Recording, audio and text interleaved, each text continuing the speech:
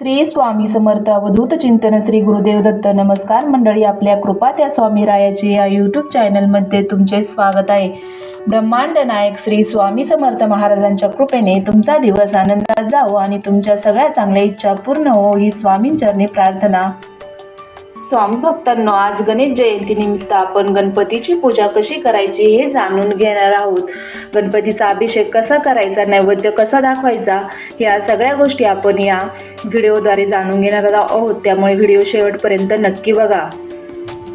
आपल्या हिंदू धर्मामध्ये गणेशाची पूजा प्रथम केली जाते. त्याचप्रमाणे तिथीमध्ये चतुर्थीला महत्त्वाचे स्थान आहे.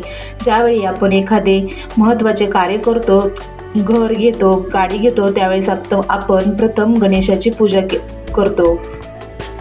त्याच पद्धतीने दरवर्षी माघ महिन्यातील शुक्ल चतुर्थीला गणेश जयंती म्हणून साजरी केली जाते.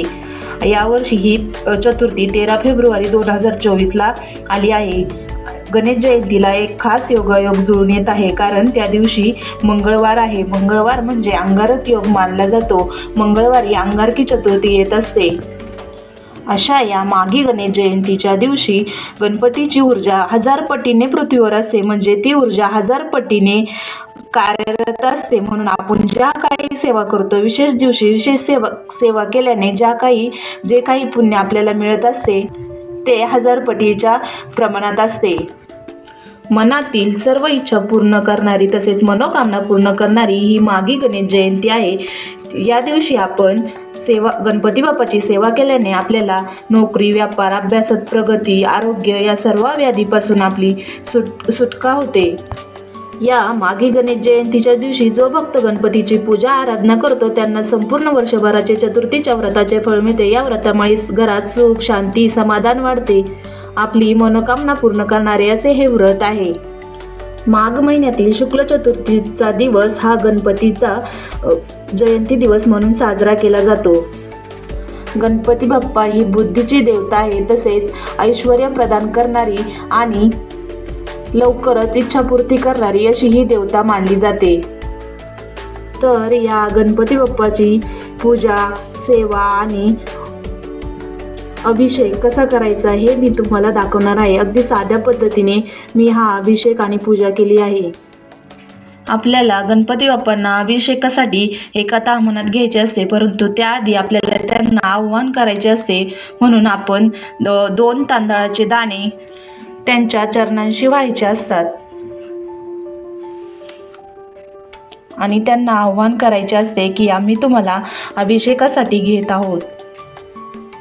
अभिषेक करण्यासाठी आपल्याला प्रथम दीप प्रज्वलन करून घ्यायचे असते, कारण कोणतीही सेवा करण्यापूर्वी आपल्याला अग्नी प्रज्वलित करायचा असतो. त्यामुळे मी इथे चौरंगावर थोडेसे अक्षता टाकून त्यावर हळदी कुंकू वाहिले आहे आणि मग त्यावर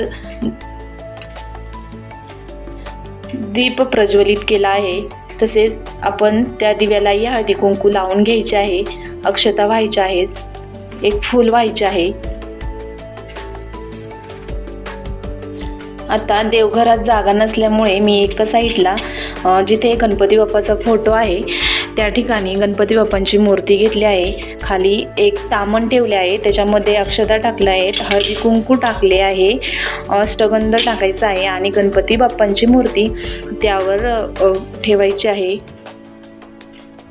गणपतीच्या मूर्तीच्या खाली अक्षता, हळदी कुंकू, अष्टगंध वाहून घेऊन आपल्याला अभिषेक करायचा आहे. अभिषेक करताना आपण दूध, पंचामृत, मध, साखर, पाणी असे वापरू शकतो, परंतु आता मी इथे स्वच्छ पाणी आणि त्यामध्ये गंगाजल आणि गुलाबजल टाकणार आहे.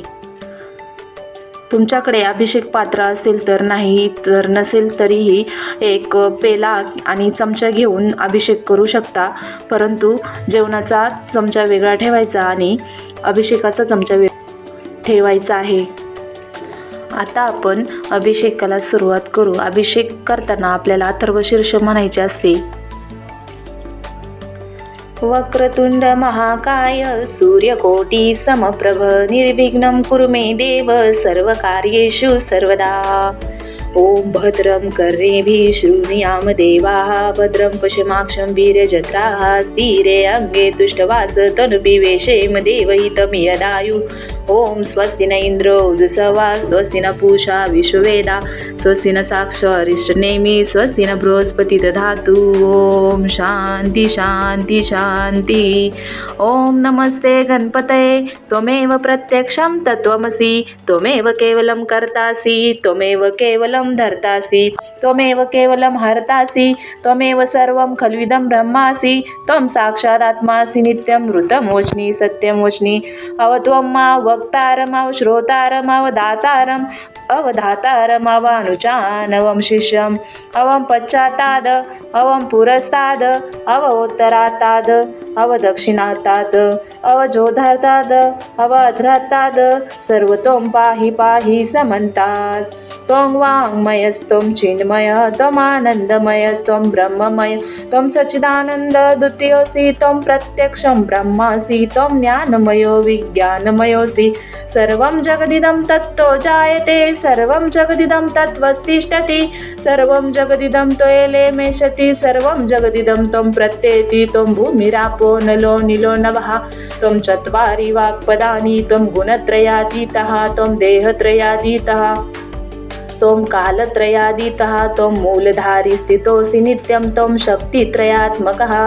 त्वं योगिनो ध्यायन्ति नित्यं त्वं ब्रह्मास्त्वं विष्णुस्त्वं रुद्रस्त्वं इन्द्रस्त्वं अग्निस्त्वं वायुस्त्वं सूर्यस्त्वं चन्द्रमास्त्वं ब्रह्म भूर्भुवस्वरो। गणादिं पूर्वमुच्चार्य वर्णादि तदनन्तर अनुस्वार परतरः रन्ध्रेन्दोलसितं तारेण रुद्धम् एतत्तत्त्वमनुस्वरूपं गकारो पूर्वरूपम् अकारो मध्यमरूपम् अनुस्वार शान्ते रूपं बिन्दुरुत्तररूपं नादसन्धानं संहिता सन्धि सैषा गणेशविद्या गणकऋषि निचृत गायत्री छन्दः गणपति देवता। ओम गणपते नमः। ओम एकदन्ताय विद्महे वक्रतुण्डाय धीमहि तन्नो दन्ती प्रचोदयात्। एकदन्तं चतुर्हस्तं पाशमं कुशधारिणं रदं च वरदं हस्ते बिभ्राणं मूषकध्वजं रक्तं लम्बोदरं शूर्पकर्णकं रक्तमाससं रक्तगन्धानुलिप्ताङ्गं रक्तपुष्पे सुपूजितं भक्तानुकम्पिनं देवं जगत्कारणम् अच्युतम् आविर्भूतं च सृष्टियादौ प्रकृतेः पुरुषात् परम् एवं ध्यायन्ति यो नित्यं स योगी योगिनां वरः। नमो व्रातपतये नमो गणपतये नमो प्रमथपतये नमस्तेस्तु लम्बोदराय एकदन्ताय विघ्ननाशिने शिवसुताय श्रीवरदमूर्ते नमो नमः। एतदथर्वशीर्षं योदिते सर्वब्रह्मभुवाय कल्पते स सर्वथा सुखमेधते स विघ्ने बाधते स पंचमहापापा प्रामुच्यते। सायं धियानो दिवसकृत पाप नाशयति प्रातर्धियानो रात्रिकृत पाप नाशयति। सायं प्रातः प्रायुजनो पाप भवति सर्वत्र धियानोपविघ्न भवति। धर्मार्थ काम मोक्षं च विदति इदमथर्वशीर्षं शिष्याय न देयं यदि मोदे सति स पापीयान् भवति सहस्रावर्तनात् य काममदितेत तमनेन साधेत। अनेक गणपति भीषिचन्ति स वाङ्मी भवति चतुर्थ्या मनस्सरणन जप्ति स विद्यवान् भवति। इथर्थ्य व्रन वाक्यम ब्रह्मद्यावरण विद्यातन वेति कदाचनेति। यो दुर्वाङ्कुरेजति स वैसरणोपमो भवति यो लार्जयञ्जति स यशोवान् भवति स मेधावान् भवति यो मोदक सहस्रेण यजति स वच्चितफलमो वाप्नोति स सज्जसामीर्यजति सर्वं लभते। ओम अष्टभ्य ब्राह्मणने साम्य ग्रहीत्वा सूर्यवर्चस्वी भवति सूर्यग्रहे महानिद्या प्रतिमा संनिधो वा जप्ता सिद्धमन्त्र भवति। महाविघ्ना प्रामुच्यते महादोषा प्रामुच्यते महापापा प्रामुच्यते सर्वविद्वति एव वेद इत्युपनिषद। ओम भद्रं कर्णेभिः शृणुयाम देवा भद्रं पश्येमाक्षभिर्जत्राः स्थिरे अंगे तुष्टवास तनुभिः वेशेम देवहितं यदायुः। ओम स्वस्ति न इंद्रो वृद्धश्रवा स्वस्ति न पूषा विश्ववेदा स्वस्ति न साक्षो अरिष्टनेमी स्वस्ति न बृहस्पति दधातु। ओम सहनाववतु सहनो भुनक्तु सह वीर्यं करवावहे तेजस्विनावदितमस्तु मा विद्विषावहे। ओम शांती शांती शांती। अभिषेक करताना ओम नमस्ते गणपते श्री वरदमूर्ते नमः पर्यंत म्हटले म्हणजे एक आवर्तन झाले। इष्ट संख्ये इतकी आवर्तने झाल्यानंतर शेवटी एकदा फलश्रुती म्हणावी. सुरुवाती व शेवटी एकदा शांतिमंत्र म्हणावा. म्हणजे जर तुम्ही 11 वेळा अथर्वशीर्ष म्हणणार असेल तर फक्त वरदमूर्ते नमो नमः इथपर्यंत तुम्हाला 11 वेळा म्हणायचे आहे आणि एकदा फलश्रुती म्हणायची आहे. आता गणपती बाप्पांची मूर्ती एका कापडाने स्वच्छ पुसून चौरंगावर ठेवायची आहे. गणपती बाप्पांना घातलेल्या अभिषेकाचं तीर्थ हे अमृता समान असते, त्यामुळे हे तीर्थ आपल्या मुलांना प्यायला द्यायचे आहे. गणपती बाप्पांना चौरंगावर ठेवून घेतले आहे आणि आज माघ चतुर्थीचा दिवस असल्यामुळे आपल्याला हळदीचा एक गणपती बाप्पा तयार करायचा असतो. काही ठिकाणी या दिवशी 1.5 दिवसाचा गणपती बसवण्याची पद्धत असते, परंतु आपण आपल्या पद्धतीने घरच्या घरी गणपतीची पूजा करायची असते. आता गणपती बाप्पाला आपल्याला हळदी कुंकू अक्षता वाहून घ्यायच्या आहेत. अष्टगंध पण लावून घ्यायचा आहे. त्याचबरोबर आपण जो हळदीचा गणपती बाप्पा तयार केला आहे त्यालाही आपल्याला हळदी कुंकू आणि अक्षता वाहून घ्यायच्या आहेत.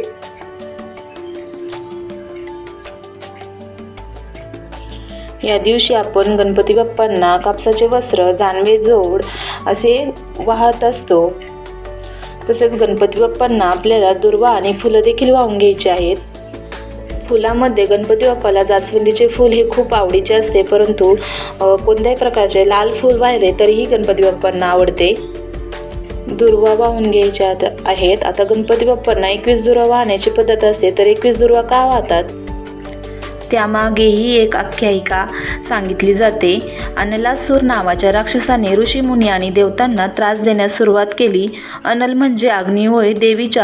देवांच्या विनंतीनंतर गणेशजींनी त्या असुराला गिळून टाकले. गणपतीच्या पोटात दाह होऊ लागला तेव्हा 88 सहस्र मुनींनी प्रत्येकी 21 अशा दुर्वांच्या जुड्या गणरायाच्या मस्तकावर ठेवल्या होत्या. तर कश्यप ऋषींनी दुर्वांच्या 21 जुडी गणेशाला खाण्यास दिली होती.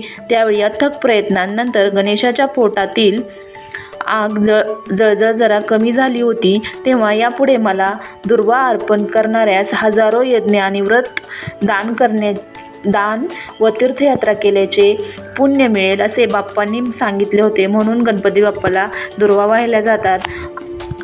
गणपती बाप्पांना आपण ज्यावेळेस हळदी कुंकू दुर्वा फूल वाहत असतो त्यावेळेस हळदी कुंकू वाहताना श्रीमन महागणाधिपते नमः हरिद्रा कुंकुम समर्पयामी. अक्षता वाहताना श्रीमन महागणाधिपते नमः अक्षतम समर्पयामी. तसेच फुले वाहताना श्रीमन महागणाधिपते नमः ऋतत्कालद्भव पुष्पम समर्पयामी असे म्हणायचे असते.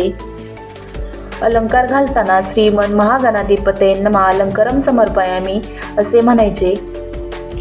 आता गणपती बाप्पांना आपल्याला धूपदीप ओवाळायचा आहे, त्यामुळे श्रीमन महागणाधिपते नमः धूपम अग्रपयामी.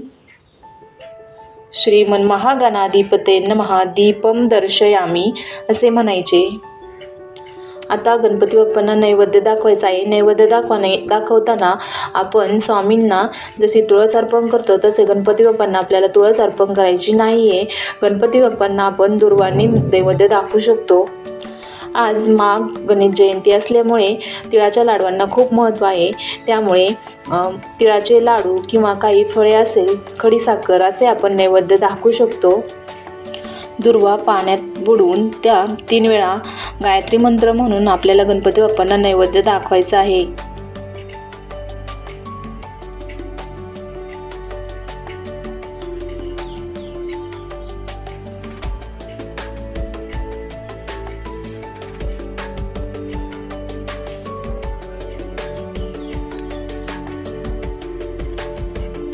आता ही एवढी पूजा झाल्यानंतर आपल्याला नंतर आरती करून घ्यायची आहे आणि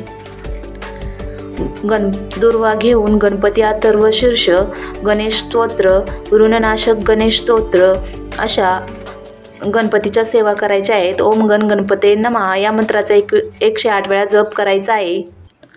आपल्या हिंदू धर्मामध्ये सेवा साधनेला खूप महत्त्व आहे. प्रत्येक भक्त देवाच्या मूर्तीकडे मूर्ती म्हणून न पाहता देव म्हणून पाहतो आणि सेवा करत असतो. तर अशी ही साध्या सोप्या पद्धतीने आपण सेवा केली आहे. ही सेवा तुम्ही अगदी चतुर्थीला जरी केली तरीही तिचे खूप पुण्य असते. चला तर मग तुम्हाला ही साधी सोपी गणपतीची सेवा आवडली असेल आणि व्हिडिओ आवडला असेल तर लाईक करा, शेअर करा आणि सबस्क्राईब करा चॅनलवर. कमेंट बॉक्समध्ये कमेंट करा आणि असेच नवीन व्हिडिओ पाहत राहा. आणि माझ्याबरोबर तुम्ही म्हणा